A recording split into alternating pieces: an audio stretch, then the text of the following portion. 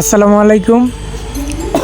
যে আমি গাড়ি চালানো শিখাইছি, কিন্তু ওরে তো চাক্কা খোলা ফিটিং করলে মানে চাক্কা বাস্ট হইলে বা লিক হইলে যে খোলা ফিটিং করবো ওইটা তো আর শিখাই নাই। তো আজকে ওর চাক্কাটা বাস্ট হয়ে গেল আমার সার্গিদের। তো ওরে দেখাইলাম আজকে কিভাবে চাক্কা খুলতে হয় এবং কি ফিটিং করতে হয়। কেউ যদি রাস্তায় বিপদে পড়ে, যদি ও না জানে তাহলে তো চাক্কা খোলা ফিটিং করতে খুবই সমস্যায় পড়ে যাব। তাই জন্য আজকে ওরে দেখাইলাম যে কীভাবে চাক্কা খুলতে হয় আর ফিটিং করতে হয়। তো ও দেখলো, আর দেখতে দেখতে আমার মানে আমি কাজ করতেছি, ও ভিডিও করলো আর কি। ওই দেখেন, আপনারাও কেউ যদি না পারেন, বিপদে পড়লে কাজে লাগবে এটা।